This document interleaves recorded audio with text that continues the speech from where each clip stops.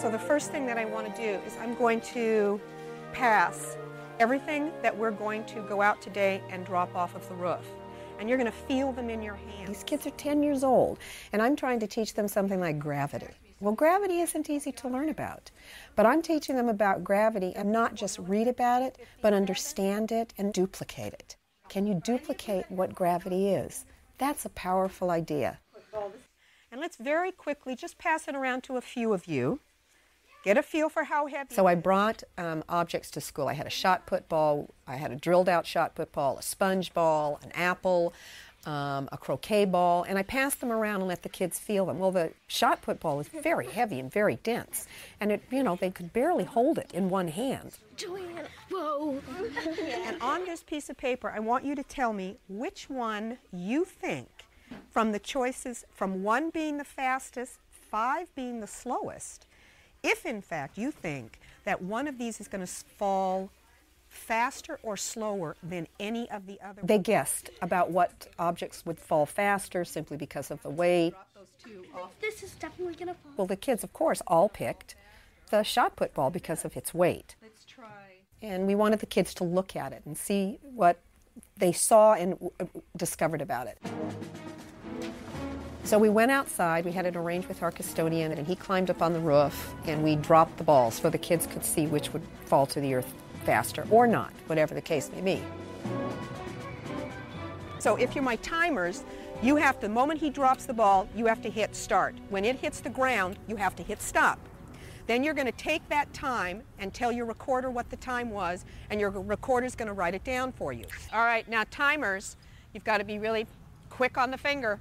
The moment he lets it go, you're going to start your time. All right? Drop. The kids were, you know, recording what they were seeing, and we dropped everything.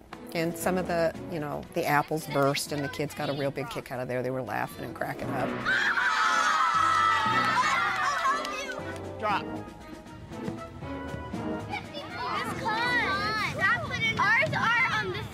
The shot put and the sponge ball is the same. Time. Same time. Yes. Kids were, you know, recording what they were seeing, and we videoed it so we could play with the actual footage of the film. Thank you, Michael. When we all got up, we came into the classroom because we were going to put our information in Squeak and look at what we had done.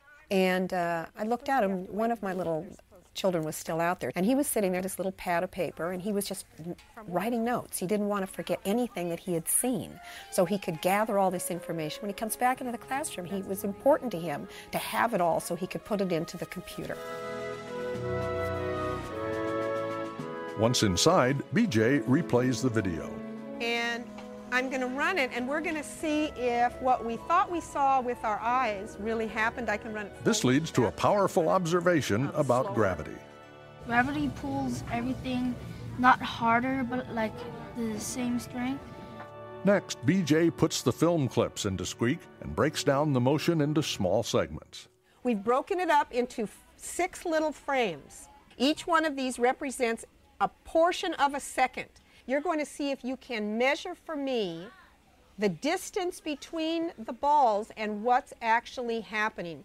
She demonstrates what she'll ask them to do. Okay, those are all the clues you get. Go to work. Then sends the children off to their computers to look at this individually. Keep in mind here, the children have already learned about movement, speed, increased by, acceleration, and measurement in their Drive a Car project. First, she asks them to recreate the stacked film clips to really understand what they're seeing. After they've cut and pasted the frames to make the ball-dropping graphic, then BJ asks them to measure the dropping distance by creating rectangles. We had to get rectangles out of the supplies bin, and we measured the distance between one ball and another. And to make sure that I was doing it just right, I got a magnifier, which would help me figure out if the size was just right. After I'd done that, I would go and click on the little basic category button, and then a little menu would pop up, and one of the categories would be geometry, so I click on that. And here it has many things that have to do with the size and shape of the rectangle. So I would see what the height is. Now, my challenge to you is, I want to know what the difference is in the rectangles. Any ideas? And I kept going along the process until I had them all lined up with their height. I subtracted the smaller one's height from the bigger one to see if there was a kind of pattern anywhere that could help me out. The kids notice that the rectangles are getting longer, and they discuss this. What do you notice about the balls? Talia? That they're accelerating. How can you tell that? Because each ball, at first, it's kind of close together, and then it starts getting farther and farther and farther apart. To cement this learning, BJ now asks them to make their own ball and make it drop like the real ball in the video. Now the challenge is to connect what they've learned about speed and acceleration from driving the car on its x-axis to the falling ball on its y-axis. BJ gives them a hint. Because when we did this with the car, our car was going a special direction that our ball is not going. What axis were we talking to, Joey? We were talking to the X, but what are we going to talk to in order to do the ball drop? Max? We're going to talk to the Y's. We're going to talk to the Y's. And since everything in Squeak is an object, they write a simple script to make their ball fall moving in the y-axis.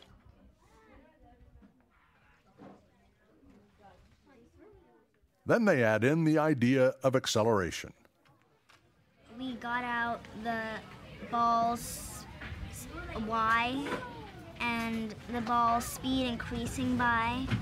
And once we got those, we had to figure out how much the ball has to increase by. Because if you just choose any numbers, it might not go as fast as the ball would. And my best guess worked. So in order to show that it was working, I decided to leave a dot copy so that it would show that the ball was going at the exact right speed and acceleration. And once the balls fall the same, they've successfully simulated gravity. I will tell you, if it wasn't for Squeak, I could never have done half of the math and science projects that I've been doing with my kids, because it's not the same thing as giving somebody a formula. Okay, this is gravity, this is this. It allows them to create something in which they have to use the concept to get the idea.